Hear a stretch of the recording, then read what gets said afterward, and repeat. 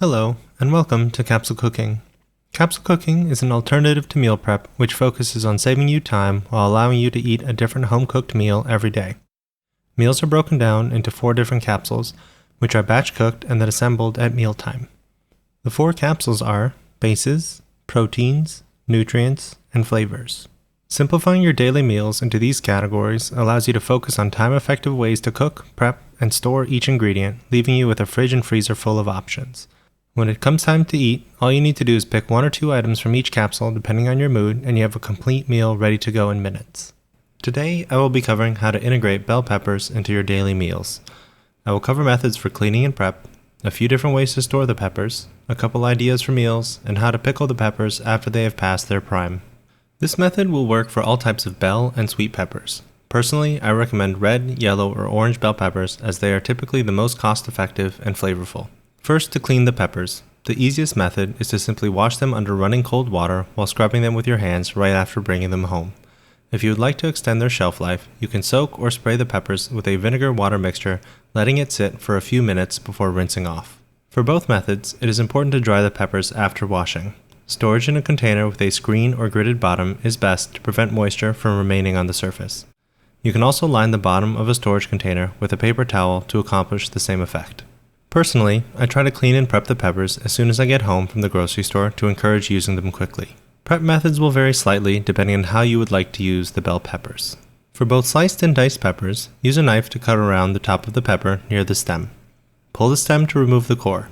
Turn the pepper upside down and shake to get rid of most of the seeds. Cut the bottom off the pepper and set aside for dicing. Looking at the top of the pepper, identify the rounded sections and cut in the middle of each one. Turn the pepper slices inside up and carefully cut off the remaining pith.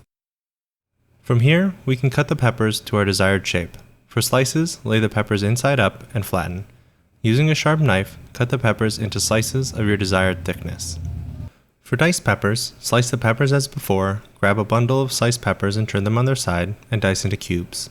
For the best look, try and keep the thickness the same for both cuts. To reduce waste, for both of these methods, I will cut both the top and bottom sections of the peppers into a rough dice. To prep whole peppers for dishes like stuffed peppers, use a paring knife to slowly cut around the stem. Pull out the stem, seeds, and pith, and use your hands to pull out any of the remaining internal membranes. For storage of prep peppers, you have 2 main options. You can store prep peppers in the fridge in an airtight container. Lay a piece of paper towel or cloth on the bottom of your container to catch any excess moisture. Peppers stored like this should last for about 5 to 7 days. If you'd like to keep the peppers for longer, flash freezing is your best option. To freeze the peppers, lay them in a single layer on a sheet pan and freeze for around an hour. Move the peppers into a freezer bag or container for long-term storage. Freezing them in a single layer like this prevents the peppers from clumping in the bag. The best way to reheat frozen peppers is to sauté them in a pan similar to sliced or diced peppers. They will also work in roasted dishes or casseroles, but I do not recommend using them to replace fresh peppers as the freezing process can alter their texture. Bell peppers are one of my favorite items in the nutrient category of capsule cooking because of their ease of integration. They add a nice texture and flavor to almost any meal and can be used in a variety of different types of cuisines without feeling out of place. The 3 dishes I will cover today using bell peppers are pulled pork tacos, Thai curry beef, and a salmon vinaigrette salad. We will start with the pulled pork tacos. For the tacos, you have a few different options on how to integrate bell peppers depending on the flavor you are going for. While they work very well as a fresh topping, I will cover using them cooked for this application. First, start by warming up your tortillas in a pan. I will be using flour today, but corn works just as well. Turn the pan onto medium and heat up the tortillas for about 30 seconds on each side. You will know they are done when they are soft and pliable. Store your warm tortillas on a plate covered in a cloth and keep cooking until you have enough for your meal. Cook your pulled pork in the pan with a bit of oil until it begins to get crispy.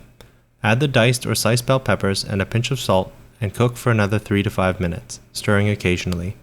Add any sauces or flavors you would like at this point. I am adding black pepper, chili powder, and garlic powder. Cook for around 30 seconds and take off the heat. From here, you can begin assembling your tacos. Start with a warm tortilla, add your pork and peppers, and any other items from the nutrients category.